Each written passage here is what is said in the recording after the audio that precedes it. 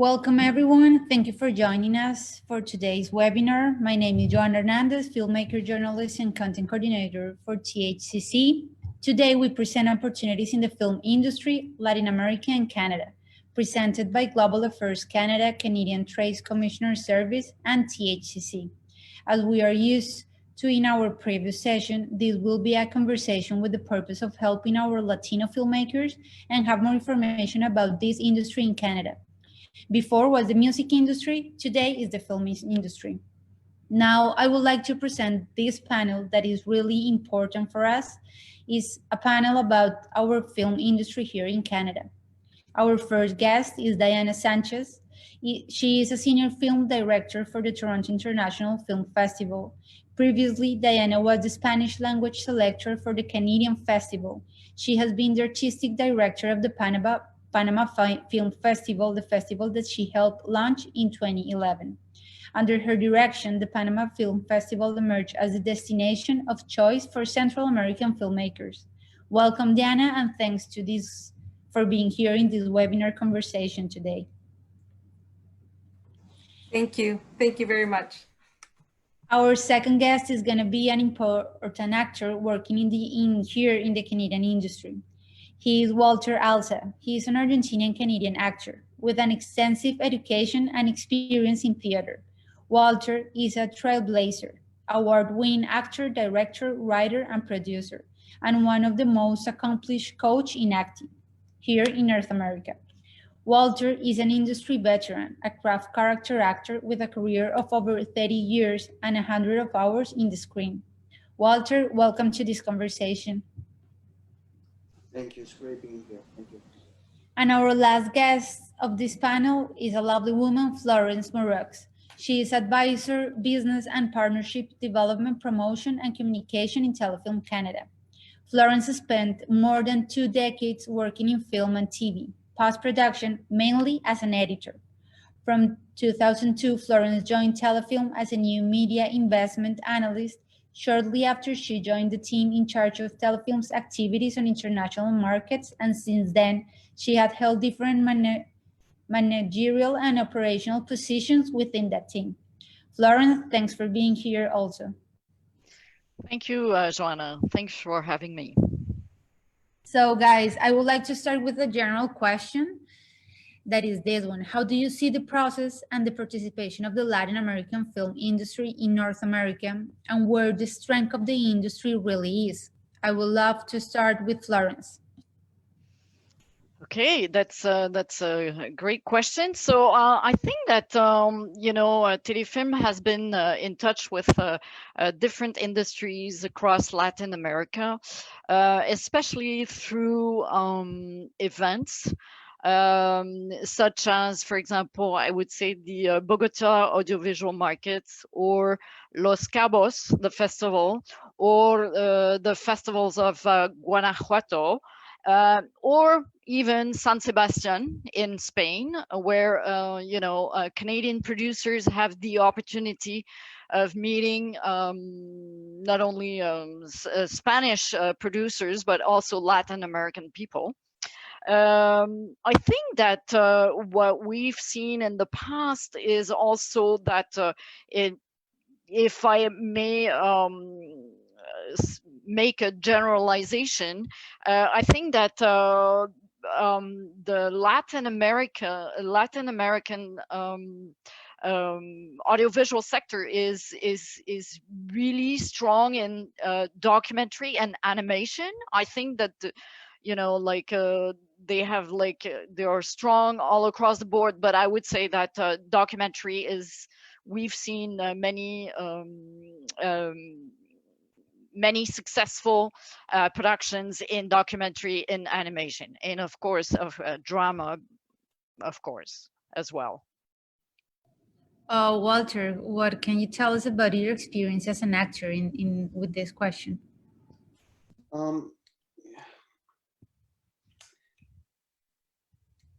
I think, before this, somebody told me, don't be political, please. Because you'll start something. But there's something I need to address, and I believe that In 2015, we had 41 million, around 41 million viewers. That's the census of Spanish speakers in the States. And in Canada, close to 400,000. So when you look at those numbers, they're astronomical numbers. And now with Netflix and Hulu, Apple TV, Amazon, Disney, the amount of productions that are being pumped with Latino in the programming sector is just gigantic. And I think that we have a lot of room to improve in Canada. And I think that that translates into a lot of dollars in our market. So I think that maybe again, maybe we should, keep calling ourselves North Hollywood, or keep calling ourselves the great Canadians of the big white North, and start, to not just do service productions from the States, but to start creating our own work, especially for the international market. It's the train is moving in a very different way, in a very, very different way. And I see that a lot of the stuff has been pretty much the same since I started, which was late 80s. There's been changes. We did some work. I mean, we did Metropia in 2005, which is show, the first Latino Canadian actor, which was myself, to be cast in a 90 episode show. But before that, there was not that much. So we did a project that was 2005. But since then, you don't see that much integration still for the Latino. And I'm speaking here.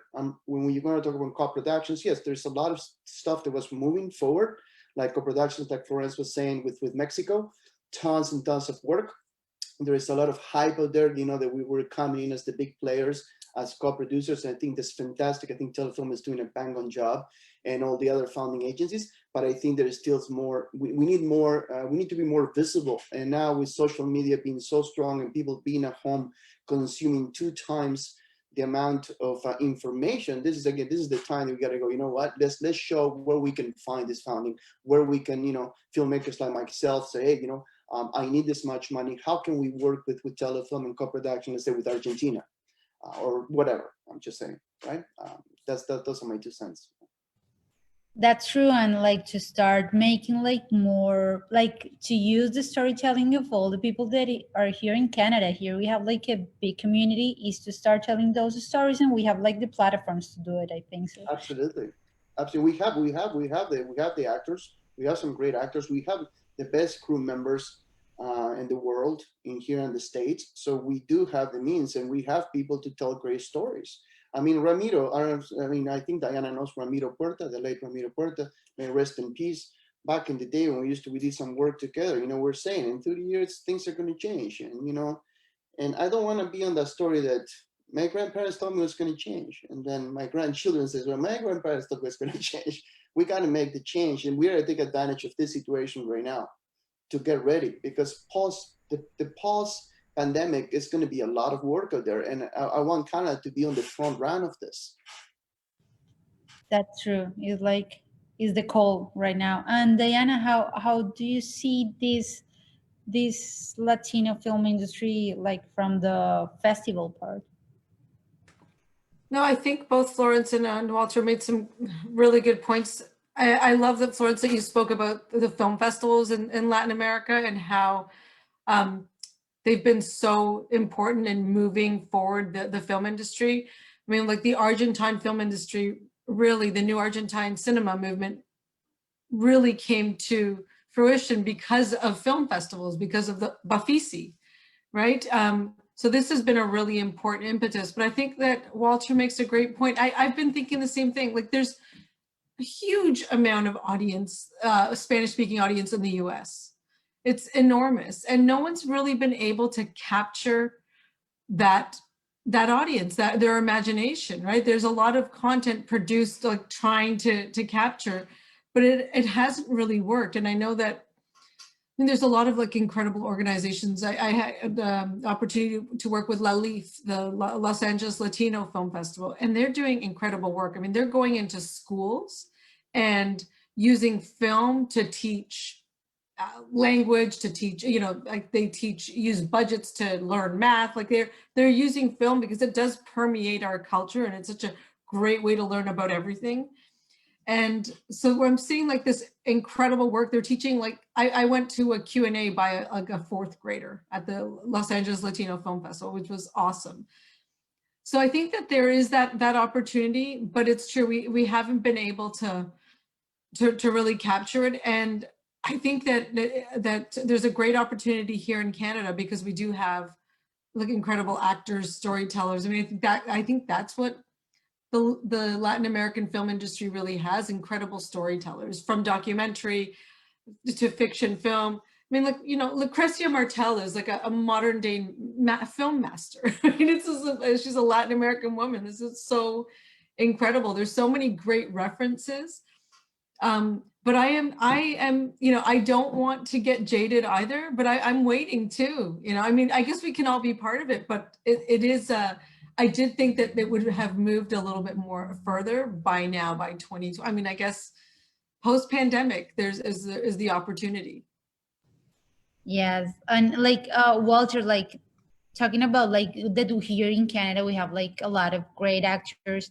As a Latin American actor, how did you get to work in this mainstream, and what were the unforeseen events that you encountered along the way? Right. So that's a two-part question. Okay, so I'm gonna go as fast as I can. So it was a very interesting beginnings because I started when I was 6 in Argentina. I was introduced by my sister. She was the actress, and she took me to my first. I landed a commercial for Hellman's, and it was a big sandwich. And I went to eat the sandwich, and I panicked, and I ran out of set. So my sister couldn't catch me, and that's when I lost my first part. So fast forward to Argentina, to Canada, late 80s. That's the beginning of 90s. That's where my Alchemist story started. So I'll tell you very quickly how things work. So the actors, when they get in, they say, "Oh, it's so hard to get in." Well, it is and it isn't. What is hard is to stay in this business. To get in, if you know people, you get in. If you have the means of doing things and you're brave, you get in, right? To stay in is a whole different story. So I met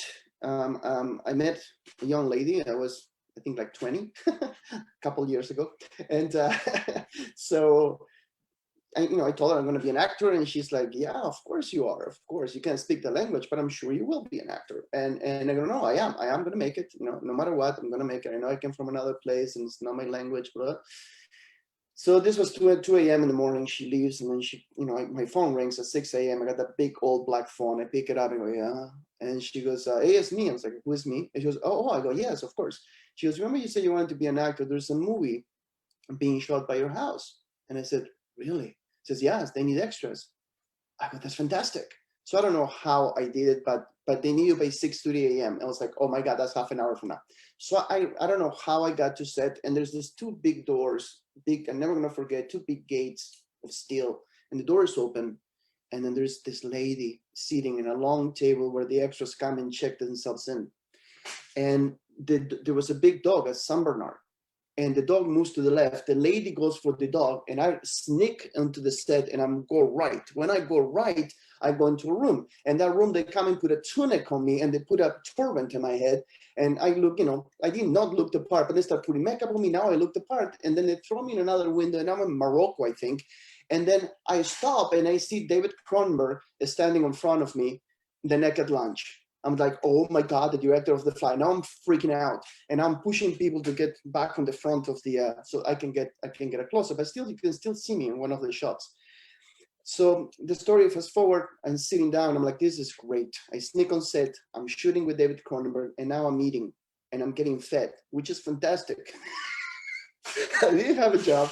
I want to be an actor. Obviously, I don't want to have a 9-to-5 job, and I have no money. So like, this is awesome. You get paid, you get to sit, you get to play cards with these guys. And the guy playing cards with me is really nice. He's also Argentinian. So yeah, I think you gotta be Argentinian to find the humor in this, but I think it's funny. So he's sitting there, he looks at me and goes, "So where are you from?" And I'm saying, "I'm Argentina." "Oh, me too. Oh, that's fantastic. That's great. Now keep shooting, playing the cards." Then there is a wrap. We have to go on the lineup on the table. We get to the lineup on the table, and they say our name, Walter Elsa. Just, "I'm sorry, come again." "Walter Elsa." And then she goes, "I'm sorry, your name is not here. Are you union?" I didn't even know what union was. I was like, yeah, I'm working on that. I don't think I'm there yet, but I'm working on that. She goes, but are you union or cash? I mean, what are you? And he goes, who's your agent? And now she gets serious. And then the guy in front of me goes, he's with my mother. So the guy playing cards happens to be the son of my future agent, which is Blanca. I don't know if you guys know Latin talent. Anyway, she created a lot of Latinos. So the story is that I get paid, they invite me the next day, and then for 2 years, she takes me on and I don't get a single part. So I'm about to give up because everybody's laughing at me. People are saying no, no, no, so many different types of no. And I'm getting very depressed. And I just invested 2 years of my life. And then I call my agent. I had the little pager, it rang and says, listen, you got to go to this audition at the Dome and you're perfect for the part. I go, yes, I heard this before. Nobody wants me. All I got is to do a Harley Quinn romance, the cover of a book with these women. And I'm a model now. I wanted to be an actor. So I was so angry, so angry. And she goes, listen, just go to this. If you don't get it, quit. So she put the challenge. So I went to the audition and I was so angry with everything that I couldn't land work and I couldn't become the actor that I wanted, that I should have taken the advice of many people that say quit or go to the States. Canada's not for you. Canada's too white or it's too black or it's too white or it's too monochromatic. You don't belong. And I was like, no, I belong. They need somebody like me on the screen. I'm going to make it. And then, so all this questions. So I walk into the room and I'm playing like the true life story of a killer. And when I do this, I had a pen in my hand, pretending it's a knife. And I went like this. And when I go like that, I was so angry that the director's pen flies in the air. And then the whole room goes quiet. And in that room, there were some big heavyweights, which I didn't know at the time. And casting directors like Lisa Patterson was in there, Miles Dale, huge producer, I'm sure you guys know, Larry Jacobson or Sonny Grosso, one of the two was in the room. A lot of big names. I didn't know who the hell they were. And the director, Rene Bonnier, goes, would you cut your hair? And I go, I'm sorry, come again? An Argentinian, long hair. And I was like, 1 second. How short? He goes, buzz it. So I buzz my hair, I get the part, and then the same guys, which were like, you know, the guys running most of the shows, like Counter-Strike, Top Cops, Secret Service, you know, you name it. They cast me for a whole year straight. Every single day I have to give up. I think at the time was an enormous amount of money because there was no more room for me to work. So I say, okay, well, this is great. I'm making so much money. I'm a working actor. I join actor in a month. And then a few months later, or a few years later, things start to slow down. And then I was like, oh my God, what's going on? So I have to become crafted now and start becoming the actor that I needed to be. So I have to rebrand myself and recreate myself because now everybody's putting me in a box saying, oh, you're Latino, you're cokehead. You're Latino, you're pushing dope. You're Latino, you're doing this. So I started saying no. So when I started saying no to the parts, some agents started going, well, you have to. And I was like, no, I don't have to. I wish I handled it different. You know, I didn't know at the time, you know. So I did not take a no for an answer. And thank God I didn't give up because 10 years later, you know, I had children and I had to put food on my table. So I said, you know, I'm gonna hang in there. So I started doing comedy. Then I started playing Russians, started playing Serbians, and people were saying like, he's getting better reviews than the real Serbians on the newspapers. So then some respect to start coming in the way, and then I started getting even better parts. And then stopped again. And then I have 3 kids now. So I have to get a real job. So I have to educate myself again. So when I study multimedia and keep my acting going, I say, I'm gonna make it no matter what. So I got a job for 7 years full time at a TV station as a graphic designer. And I would sneak out and go do my auditions. And then one day they call me and says, hey, you have an audition for at the time was 78 episodes of TV, 78. There's not many Canadians that can say Canadian actors that can say they shot that many episodes. And then I went and then I got it. And then it became 90 episodes. And then I got, you know, Get Rich or Die Trying with 50 Cent and Jem Sheridan. And they took me as the only Canadian actor to do the press junkets. And then I got at the hotel for the CBC, the whole series. So it's an enormous amount of work and everything just went to my head. And when everything went to my head, the pressure started. Press junkets, hundreds of interviews in the States and in here. And now I don't know how to handle things. I had 3 agents fighting for me. I have my family that I have to leave behind. I have to be on set. I have to be traveling around the world. So today I'm in New York. The next day I was in Ireland. So it just got really overwhelming, and obviously I made a lot of mistakes because I was pretty ignorant. And then I started winning awards and this and that. So when people hear the stories, they go like, "Oh my God, you did all that in how many years? 20-something years." It wasn't overnight. It wasn't an overnight success. But the one thing that I can share with these people is that anybody who comes in here, just like I did with $5 in my pocket, they can do it. As long as you have the drive, as long as you have something to say. Do you know what I mean? That's it. And I think that's something that is really important, that everyone needs also to take in account, is that you always have to study, you always have to be like, to work hard. Is not something that is going to come like from day to night. It's something that you have to work for it. You know what? I always say this.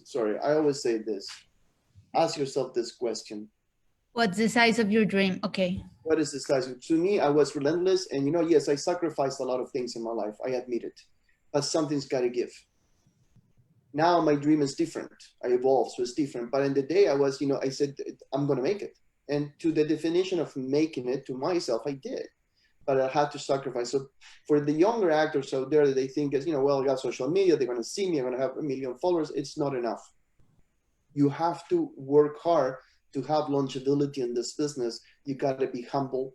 You got to be a great person that people want to work with you. Talent is not enough. There's a lot of talented people. But in my side of the business, you have to be a good person. You got to be crafted to stay, to be memorable, to give memorable performances, right? That's my story there, my answer to the 2 questions.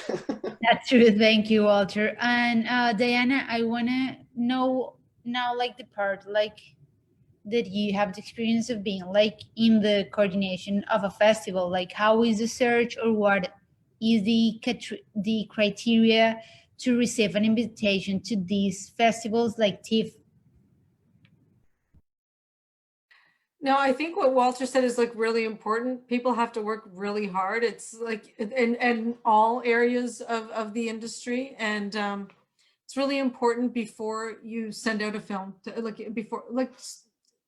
research film festivals, find out what kind of film festivals are showing your kind of film, because some people just like scatterbomb and just send films everywhere.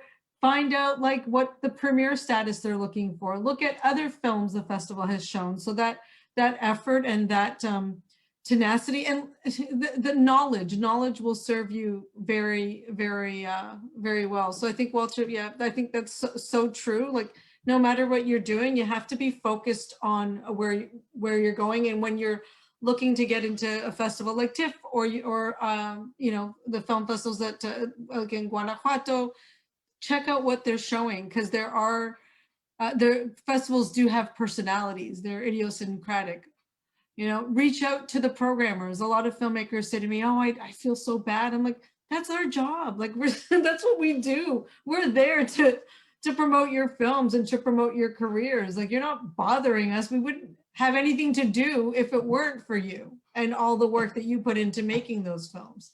So, don't be shy. I mean, don't call every day, because that, nobody has time for that. But just reach out once and say, "Hey, I've sent my film. I hope you like it. Get in touch if you have any questions." Short and sweet, I think, is good too. And yeah, I think it's important to really just know your market, know your film, and make sure you create that community with the other filmmakers, with programmers, because that's why we do what we do, is to have this community.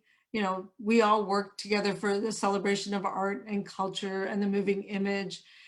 And I know right now a lot of what we're doing is online, but we are, social creatures. And so what we do is really, there's something very, there's a human connection that's very important.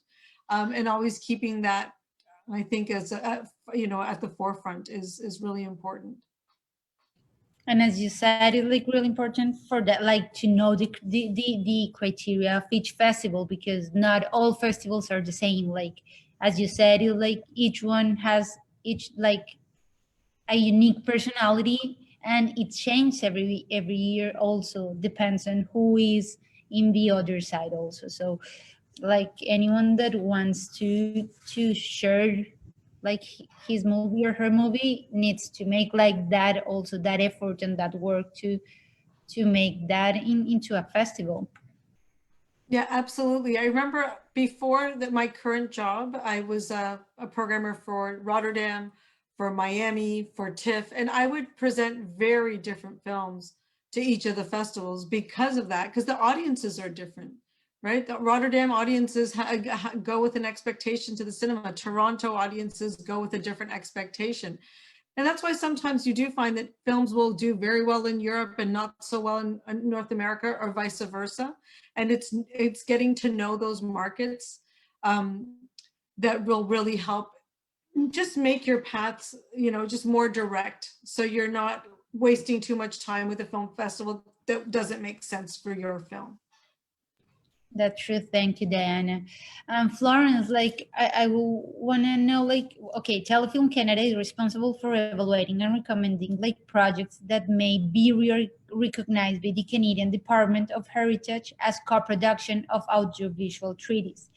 Right. We know that there are like 60 countries around the world that are in the program. So which of them are Latin America, and what does this exchange consist of? Yeah, just as a general statement, let's say Telefilm Canada, yes, as you just mentioned, is certifying co-productions, official treaty co-production, as we call them. But it's only one of the ways that Telefilm fosters and promotes the development of the screen industry here in Canada. We have programs, financing programs, and we have initiatives that supports Canadian filmmakers and creators at all stages of their career, whether they're emerging filmmakers or like mid-career or well-established producers, for example. And at the same time, we also have programs that support the filmmakers, the creators, at any stage of the life cycle of their project, whether it's development, whether it's production, or even export and marketing support.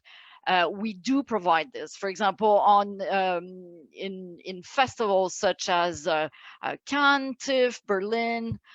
We provide a range of services to Canadians so that they can develop their business when they attend major festivals and markets around the world. And of course, co-production in that context is really important for the Canadian industry. Co-production has always been part of the DNA, if you will, of the Canadian industry, audiovisual industry.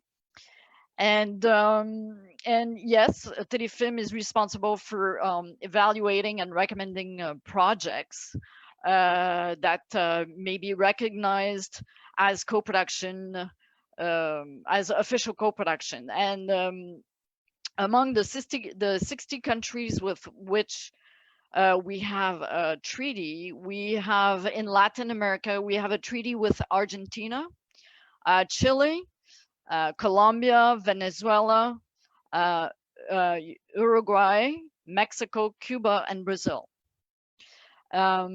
These treaties are being used, but just to give you an idea, over the past 5 years, there has been like 13 official co-productions between Canada and Latin American countries. So I think that yes, 9 of these were in film. The rest was in TV sectors. 4 of them were co-production with Cuba, 4 with Brazil, 2 with Colombia, 2 with Mexico, and 1 with Argentina. So there is still quite a bit of work to do. to encourage producers from Latin American country to co-produce with Canadian producer, which is what Telefilm does when we go to events such as Miami, Los Cabos, as I mentioned earlier, and any international market or even co-production forum where people can present and find financing for their project in development or at a later stage. So when what does it mean that we recommend projects for co-production, official co-production certification? It means that we basically analyze the submitted projects, the projects that have been submitted to us, and make sure that they are structured in a way that meets the requirement of the treaties. It's a bit technical. I don't want to go into too many technicalities, but maybe I can say that there are 5 basic requirements that you will find in almost all co-production treaties. And these basic requirements are basically the personnel working on the production must be from the 2 co-producing countries or from the co-producing countries, because sometimes you can have 3 or 4 co-producing countries. Then on the creative and technical level, each co-producer is required to make a contribution that is proportional to its country financing. The revenue sharing between the partners has to be also proportional to the financing.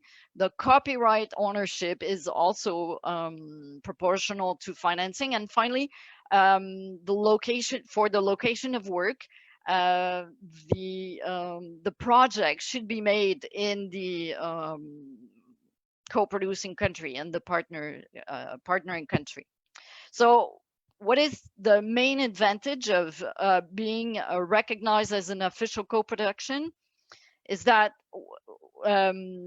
your project, even though it's an international co-production, it's recognized, it's considered as a national production, and as such the producers involved in this production have access to the same national financing sources as domestic production. So here in Canada, for example, co-production with Argentina, this project could have access to Telefilm Canada financing program or the Canada Media Fund financing program, but also to financial incentives such as provincial and or federal tax credits. So there are many, these are some of the advantages of the co-production, is that you can really access the sources of financing, and one other advantage I would say is that you share the risk. You can get like higher budgets, you can get like bigger projects, but also the risk is mitigated or shared between the partners. So in a nutshell, this is what I would say about co-production. Thanks, Florence. Diana wants to make like a comment of something. No, I have a question. Like, I was just thinking Fauna, right? By Nico Pereda. This is an example of a recent co-production. Right. It's a great film. I love it. Un Traductor is also. I'm not sure about this one. I don't have the list with me of all but Fauna, yes, definitely. Yes. So, like, I mean, this sounds like a great like opportunity. Are people starting to use it more? I'm surprised it's not used more. It's to be honest, I mean, making a film is already a complicated business. It's really demanding, if you will. It's it's not like you're alone in your basement painting. Nothing against painters or anything, but I mean, it involves like tons of money, people, etc., etc. So there's a certain level of complexity. If you go into co-production, it adds to this because you have rules in each country, you have legal agreements, etc., etc. And sometimes, when your budget is not high enough, or the scope of your project is not big enough, it's not really worth it to have like a very small co-production because of all this, let's say administrative or legal or agreements. And the other thing is, when you partner with someone, it's a bit like a marriage. You really have to commit, and you really have to trust the other. And sometimes, there could be like cultural differences uh, between the two co-producers, because they work in a certain way, in Canada, and they work in another way in France, or they work in another way in Argentina. And so all these add to the complexity of making the film. So I think that this is why, even though, it's quite interesting in terms of as a leveraging of tool for finance and for distribution also, because of course it's distributed in a wider territories, and but I there are you have to it's not as simple, it's not as simple as if you were doing just a domestic production. As I said, there are many aspects that can be a bit more challenging than a regular production. Florence, someone is asking me here about the documentary. They're asking me about like if Telefilm is also supporting documentary projects from graduated university students. Are we supporting from graduate and university students? I don't. We are supporting documentaries, but we have like specific programs for that. I'm not completely aware, to be honest with you, I'm not completely aware of the details of these programs that support documentaries. But like all our programs are available on our website, and like the guidelines, or if you prefer, you can always there are also a contact person on our website for each program, and you can contact them. So, and they will be the expert able to talk about the details of the programs. Okay, thank you, Florence, for that. Diana, I want to ask you something about like the participation of the Latin women during these last years. I know that this year, like you have been like looking a lot more in the director part of with like films directed by women. Like I want to know like in that part, but with Latin women's, what have you been like experienced with that?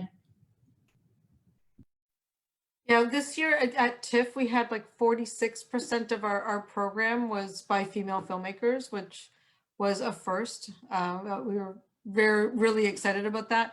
I think that I see a lot of, great films by women from around the world, from Latin America, from Argentina. There's just a constant, Anna Katz has come out with a new film. Lucrecia Martel, I mean, I'm always excited for. She just won one of this, I think, a post-production award in the Locarno Film Festival. So there's a really strong tradition.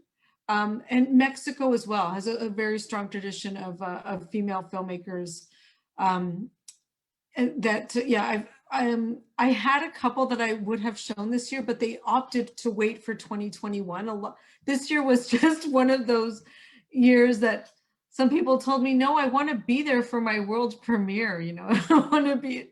So we will have a lot of people premiering their film. They're holding until 2021. But I think in the past, really 20 years, there's just been a resurgence. Now it's not even a resurgence, now it's just common. like each of the countries in Latin America. We started with Argentina, was the main country that really brought a lot of focus to films and from the rest of Latin America. You had Mexico, Chile, then you have like a lot of films from the Central America and the Caribbean that are now making their way around the festival circuit. So I think that there's a lot of strong, I find still though, a lot of women like are producers, but we're seeing a lot more female voices. In Panama, we started Su Mirada, which was a development fund for specifically aimed at female filmmakers from Central America and the Caribbean. So there are a lot of funds, like at TIFF, we have Share Her Journey. There has been a lot of work, not just, not just for filmmakers, for editors, writers, creatives in general. There's been a lot of, I think, support and intentionality around supporting those female voices. That's nice because like, like I think that right now, like women are like making more things and having like, I don't know, like all this movement is right now like having like a big impact in Latin America. And more than that, like I've been like talking with a lot of the Latin American women, like with an organization. And the thing is that we are trying to empower ourselves and to recognize ourselves to start making more things. So that's a good thing. And I know that Argentina and Mexico, like they have a huge story of filming, more than Colombia, more than Ecuador, more than Venezuela, and also like they have also this political part of that give them like I don't know, like more power to make their things. And for example, like they have like wonderful directors, DPs, not like in the story women have been like in have been like I don't know, put like in a wall that there only can be producers or art directors. And nowadays like we know that we have great DPs, great directors, scripts, editors, post production. Like we have women in all the sector, and this is the time that everything is like waking up. So I know that many women are going to start like showing more storytelling for sure. I agree, and I thought it was so interesting recently. Like it was like a thing to have a Uruguayan female director of photography. Like that would not have been the same way 20 years ago. But that was there was a real push and a lot of talent from Uruguay and like this small country, which I found so interesting.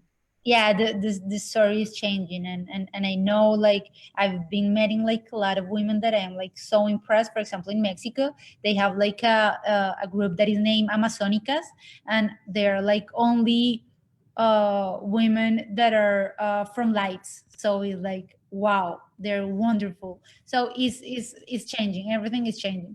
Walter, I'm want to ask you something like as a coach actor. So, what are the steps that an actor should consider to work in great films or to start like making these big steps to be part of the industry? I believe that there's a few different things, and going back to the point that I gave before, actors need to understand that if you want to have longevity, you have to give memorable performances. So one of the things is, in order to do that, you got to train to be the very best craft actor you can be. And in order to do that, the first things they always tell people is something that I didn't understand back in the day.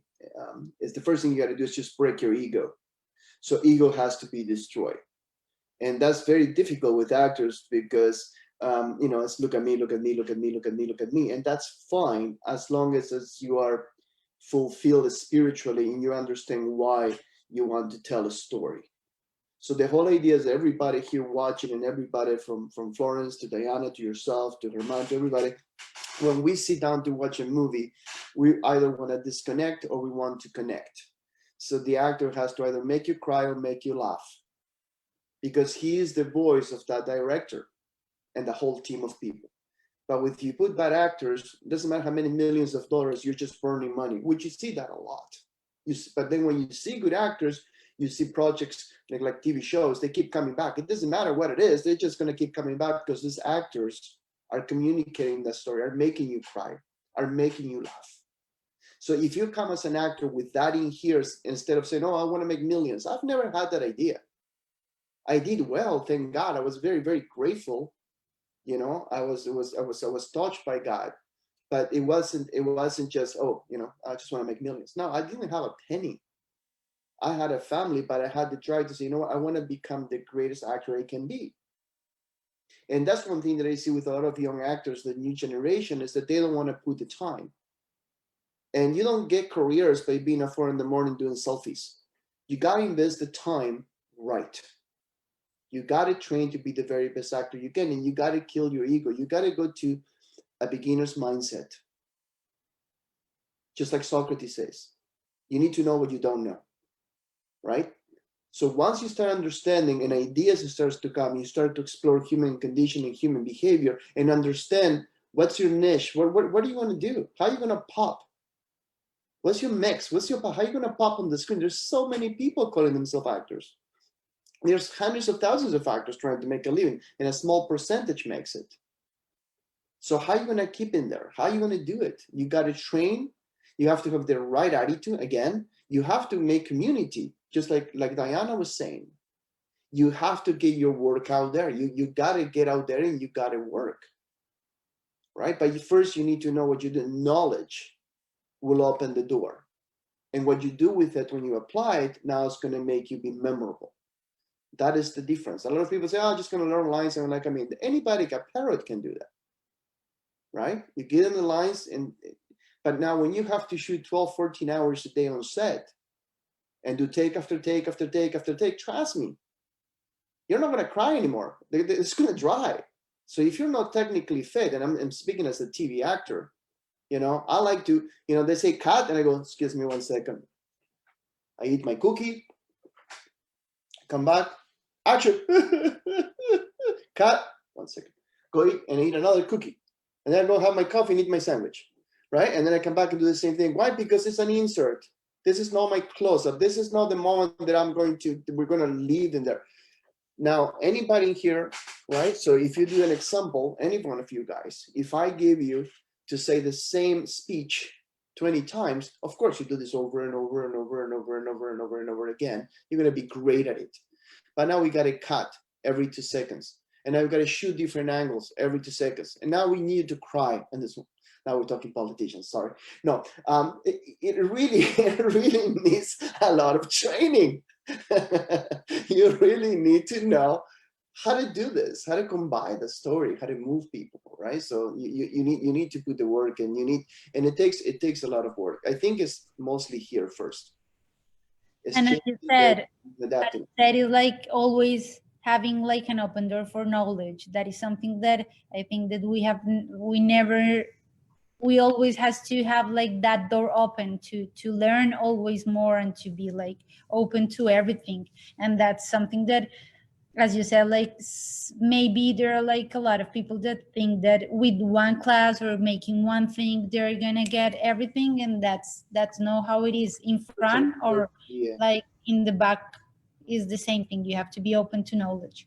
And right now everything has changed. Like Florence was saying at the beginning, we're talking the pre-show, and like Diane, I mean, everything has changed.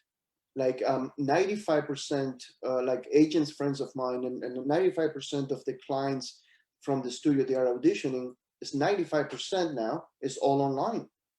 It's self-tape, like in the old days, but now real self-tapes at home and Zoom. So I get actors come in and go like, I have an audition tomorrow. I don't even know how to use Zoom yet. So again, now it's another stage of the training. How do we train to work with Zoom? So that's what we're doing now. Is we're shifting everything and say, hey, but don't forget, when you go to set, it's different. Like I had a couple of people behind the scenes working on union stuff and actors, and it's a whole different environment now. To come to set, it's not like the old days. It's a whole different environment. You're getting checked 3 times a week. You have to maintain the distance. There's so many things in the protocol that if you're not a trained actor and understand this, you're lost. You're lost in the jungle. You know, it's just That's gonna. true. Yeah. Now that you talk about this time that we are like living right now, I want like to make like a little wrap up with this question. Like, do you believe that the pandemic has created more incentive to create audiences and like to transform the film industry? I don't know what's yeah, for the three of us. I don't know. I'll let them speak. I just stopped. Okay, Florence. I think that you know, like there are good things happening with this situation, and there are things that are more negative for the industry. I'm talking. I think that, for example, the fact that you know, festivals have always been an extremely important part of the promotional strategy of a film and its sales strategy, for example, because films in general are premiered at festivals and things like that. The fact that you know, that festival have been in most cases, except for TIFF and a few others, but in most cases they've been canceled. I'm not talking about markets. I'm talking about festivals. It's difficult because the films that were supposed to be released or to be launched at these festivals had to adopt another kind of strategy. But you know, if you so as Diana was mentioning, some of them chose to postpone their release until 2021. But at the same time, how many films will be ready to hit the market in 2021? There's going to be like a huge number of films if we add 2 years in one.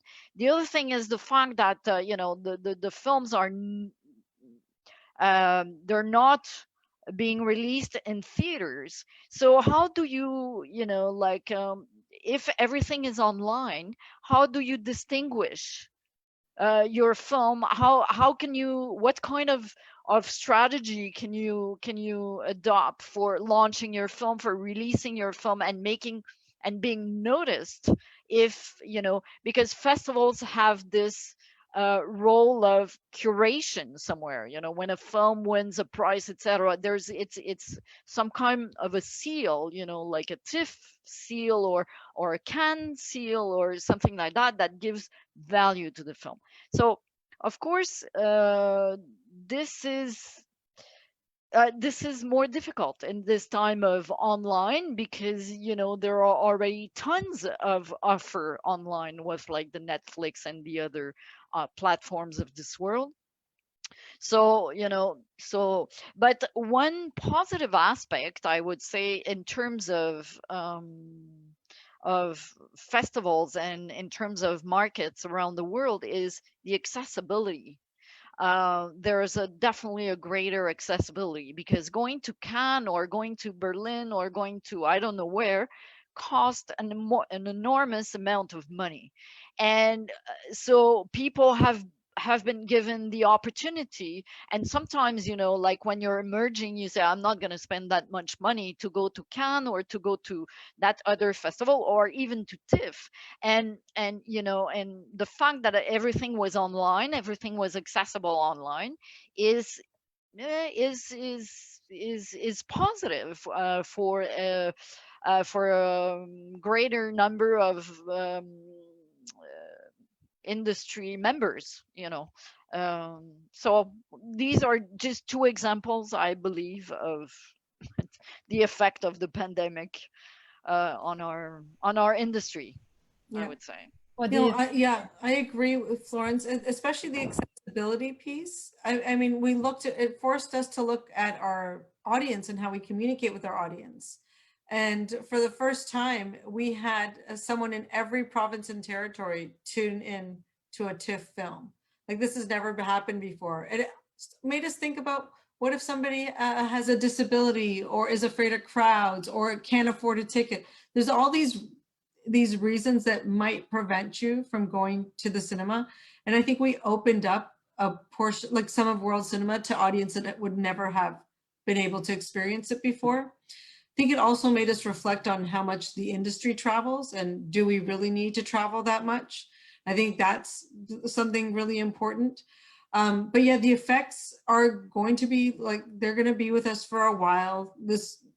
It's really forcing us to think, but it has really, yeah, there's a like kind of this plug in that pipeline. I think a lot of films couldn't get finished too, right? So that's another thing to think about. And the continuing uncertainty has definitely weighed hard on everyone, like, I mean, in every industry. But I'm curious to see, because we've been talking about the community aspect of festivals and the celebratory aspect, and how long are people going to want to stay home and watch movies? Or, you know, one of the great things about festivals is not, I mean, film festivals is, yes, film, but it's also the festival aspect, that event aspect, that, you know, you're going out, you're around people, you're chatting to people in line about cinema, and it's like such a great way to experience, Networking, no? yes, the whole world. So that's something that I really want to get back to, but since we have to reflect on this anyways, because this is our reality, I think it's a good moment to reflect on how we've been doing business. Yeah, just to add to what you're saying, Diana, I think that, you know, the festival aspect, as you just described it, is like you can't replace that. And people will go back to this celebratory moment that is a festival, where people might be the trend may be different from now on is for markets, you know, to do business. Do you absolutely need to take a, you know, to fly to, like, I don't know, 5 6 times a year abroad to sell your film, now that you can have, that you can access online screenings, that you can access, you know, B2B meeting, you know, through Zoom and things like that. So in that in that respect, I think that uh, probably we'll see probably the change. Although people will go back traveling, I think that there will always be some kind of a hybrid way of doing business. Not talking about festival once Yeah, again, but yeah, talking about business. And I think that also festivals, some festivals are experimenting because of the COVID-19, the pandemic. Some festivals have, like, for example, Venice, who that just happened in late August. Their VR section, their virtual reality section, they decided that they would have about, I can't remember, like about 20 satellites in the world, where they would present their selection. So they didn't present, they could, you could watch the pieces that they had selected, their curation, you could watch it online, but you could also experience it in like different countries, like about 20 different countries, in specific art center.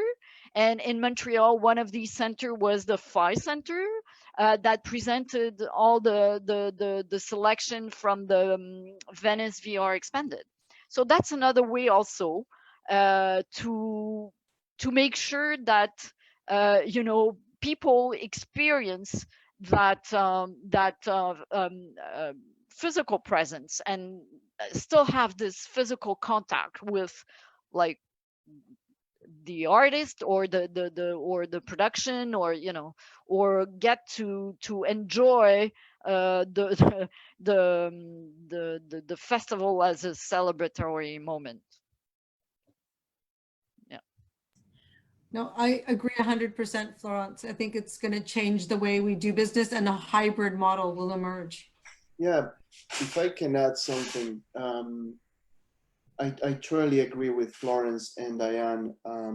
You cannot replace the energy of festivals. Just from an energy point of view, and coming to watch movies on the size of the screens, and having great conversations live. Like I love the conversations at TIFF, and Diana knows me, I'm always asking questions. It's like, there's Walter again. You know, I mean, when do you get to speak to Javier Bardem and say, hey, Javier, what do you think about this? He even signed my poster. I mean, it's all these beautiful things that they're never going to get lost. One thing that I do strongly believe, and it's not just based on research, but it's based on the market, the way it is yes, film and festivals are always going to be there. Movie theaters are always going to be there. It's just there is a new window.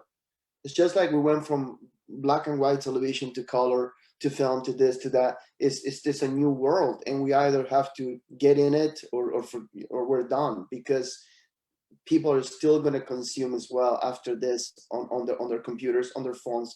The demographic has changed a lot, so there's a huge market of that they consume very, very small pieces of information and entertainment. So you gotta think about that as well, right? So there's the two windows. There's the film, and now we have television, and then we have, you know, our iPads, and then we have our phones, and everybody's consuming a lot of stuff. So to me, this is not going away. It's just going to be an extension to the festival. It's going to be extensions to going to the movies, like going to a theater to watch a play in a theater. I mean, come on. I mean, I don't want to watch a play on a screen. I want to go to a theater and watch a great play, you know, and get that back and forth energy, right? So I think it's a great opportunity, if you look at it optimistically, to say, hey, let's think about post-pandemic, and let's have a lot of work ready to rock and roll in every single window. And I think we're gonna be okay. Yeah, I think the way, like, we need to adapt to some things. There are going to be like a lot of hybrid things. We have the pros and the cons, and we have to look forward for good things. I think that right now, yes, and also because there is like a lot of platforms in internet. So now the thing is that many people or many producers are looking for content right now. Content is like something that everyone is looking, and I think that is the opportunity to start like having like a good story with all the things that we can do right now. Guys, and sorry, go ahead. oh no, the thing is that I need to wrap up like everything. I don't know if you want like to, if you want to say something before I end up this webinar. No, I was just adding to your point about this is the time that producers are looking for projects, right? I get hit every month now with a lot of projects and say, hey, how about this? How about direct this? How about producing? I mean, there's never been so much content, right? It's just a matter of what are you going to do with it, right? But thank you so much. Sorry. No, that's fine. I need to thanks like everyone. I appreciate a lot your time. Thank you for being here once again. Like I need to thank to Diana, Florence, and Walter to answer our think of having this webinar. As THCC, we are trying to make a community and try to help like all the culture part of our Hispanic and Latin community here in Canada. So thank you for your time, and thank you again to our partner Global Affairs Canada, Canadian Trade Commissioner Service, and thank you like to all the viewers that we have. Thank you again, Florence, Walter, and Diana for giving us this time, and also for sharing like all the knowledge that I think that is really important. And for me and for the THCC, this is like a first step. You like anything that you can like we can make together for us is going to be a pleasure. Thank you very much. Thanks to you, Joanna. Thank Thank you. you guys. Thank you so much. Thank you, everyone. Bye. Have a great night, guys. Bye. Bye. Great job, Joanna. Yes.